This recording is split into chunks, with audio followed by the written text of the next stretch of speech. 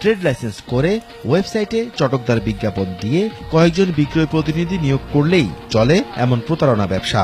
এমন 60টি সিন্ডিকেট গড়ে তোলা হয়েছে রাজধানীতে।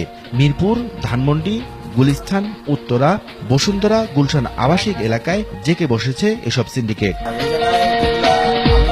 কোন সিন্ডিকেট ভারত থেকে যৌন উত্তেজক ওষুধ আনায়, আবার কোন সিন্ডিকেট পুরনো ঢাকার চকবাজার থেকে ভেজাল যৌন উদ্দীপক ওষুধ সংগ্রহ করে এরপর এশিয়ান স্কাইশপ বা টিবিসি স্কাইশপ নামে ওয়েবসাইটে রগরগে বিজ্ঞাপন বানিয়ে গ্রাহকদের আকৃষ্ট করা হয়। ফোন করলে এরা সরাসরি ওষুধ পৌঁছে দেয় গ্রাহকের বাড়িতে।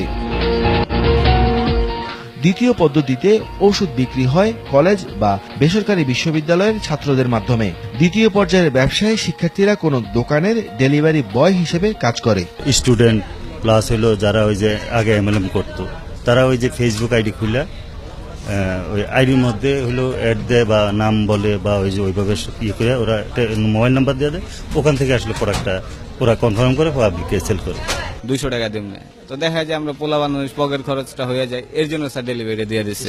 এই ধরনের একটি সিন্ডিকেট রয়েছে রাজধানীর মিরপুর 1 নম্বর গোল চত্বরে বাগদাদ মার্কেট এলাকায়। তারা এক বক্স এই ধরনের ওষুধ সাধারণত 550 টাকায় চকবাজারের বিভিন্ন দোকান থেকে কিনে আনে। তারপর এটি দেশের বিভিন্ন পাইকারের কাছে 2200 থেকে 2000 টাকায় বিক্রি করে। এই 2000 টাকার পণ্য যখন ক্রেতার কাছে চলে যায় তখন তার দাম হয় 5000 টাকা। আমাদেরকে দেয়, আমরা বিক্রি করি, আর আমরা তো জানি না যে কে আনে। একটা প্রোডাক্ট আপনার এটা 2500 টাকা, এটা বিক্রি হয় হলো 5500 টাকা। মিরপুর মিডটাউন মার্কেটে এমন আরেকটি সিন্ডিকেট আরটিভিকে দেখে দোকান বন্ধ করে পালিয়ে যায়। তবে কাছেই আরেকটি দোকান কর্তৃপক্ষ প্রথমে অবৈধ ওষুধ ব্যবসার কথা অস্বীকার করে, কিন্তু দোকানের গোপন স্থান থেকে মেমো বই বের করতেই স্পষ্ট হয় সত্য। তারা কুরিয়ার সার্ভিসের মাধ্যমে পণ্য সরবরাহ করে। এই প্রোডাক্টটা আপনারা বিক্রি করছেন না?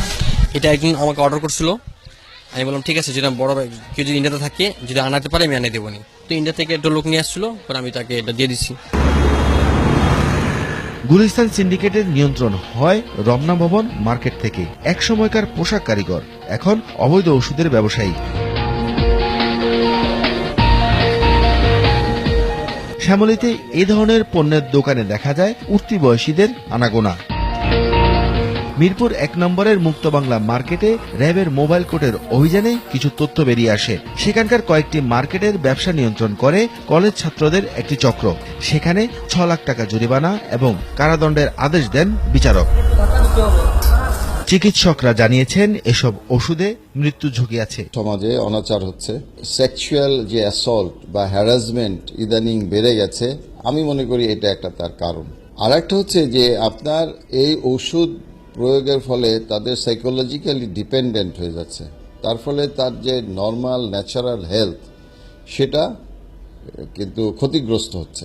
যৌন ব্যাধি নিয়ে সন্দেহ থাকলে বিশেষজ্ঞ চিকিৎসকের পরামর্শ নেয়ার তাগিদ দিয়েছেন এই চিকিৎসক। এর অধিকাংশই সমাধান হয়ে গেছে।